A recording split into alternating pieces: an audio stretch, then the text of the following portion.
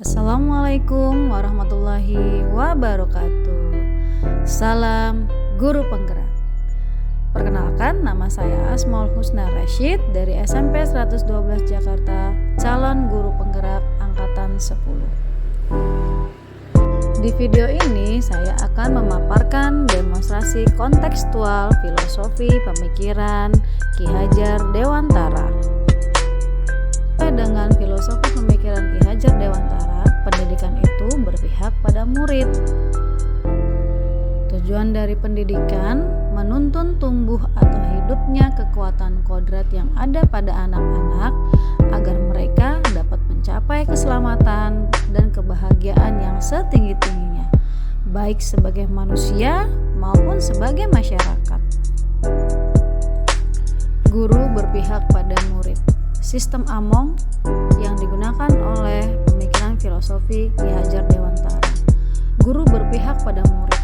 Guru menuntun sesuai kodratnya murid. Guru adaptif dengan perubahan zaman. Guru membantu murid dengan memberikan pembelajaran kontekstual. Selamat dan bahagia. Murid dapat berpikir kritis dan solutif, kreatif dan inovatif. Murid dapat berkomunikasi dengan baik, berkolaboratif, dan penanaman budi pekerti watak murid melakukan gerak pikiran, perasaan, dan kehendak kemauan searah sosial kultural murid. Sesuai semboyan Ki Hajar Dewantara, ing ngarso sung taladah, pemberi teladan harus senantiasa sadar terhadap pikiran, perkataan, dan tindakannya. Ing madya mangun karso, guru bertindak sebagai pelopor mencetuskan ide-ide kepada muridnya.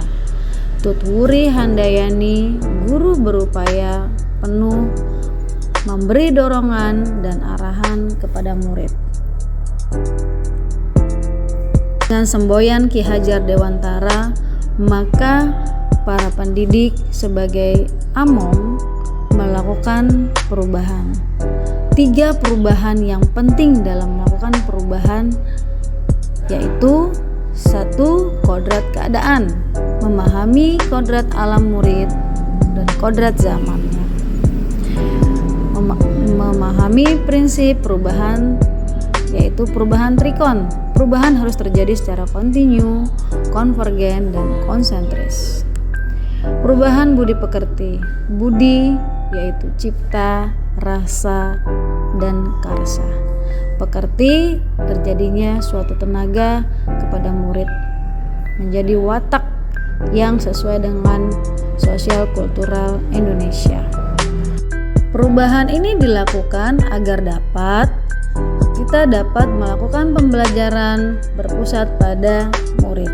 Sekolah saya sudah melakukan pembelajaran berpusat pada murid. Metode pembelajaran yang dilakukan saya berpusat pada murid. Murid dapat berkreatif melakukan tujuan pembelajaran dengan aktif, inovatif, dan berkreasi. Metode pembelajaran dengan menggunakan teknologi, yaitu dengan metode interaktif kepada siswa atas pertanyaan-pertanyaan atau kalimat pemantik sehingga peserta didik aktif dalam pembelajaran.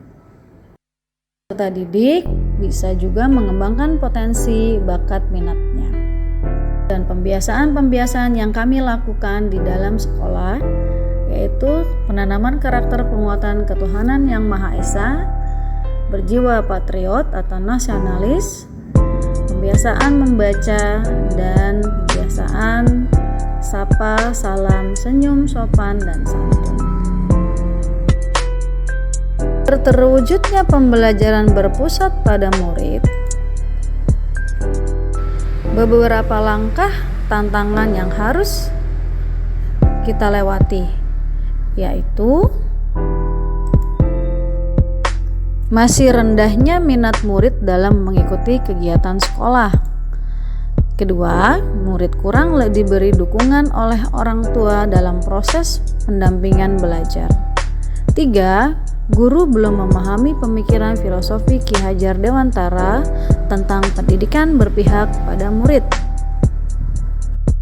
Tantangan tersebut harus dicari solusinya, yaitu murid diberikan metode pembelajaran bervariatif, pembelajaran yang berdiferensiasi.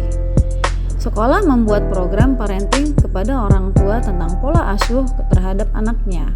Yang ketiga, guru mengikuti webinar, workshop, mengikuti pelatihan mandiri dalam penguatan pemberian pembelajaran yang berpusat pada murid.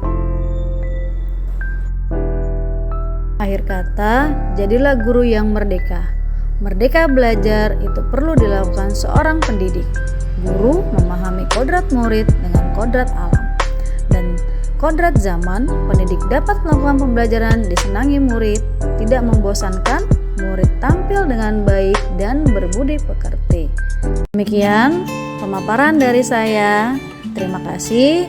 Tergerak, bergerak, menggerakkan. Salam guru hebat.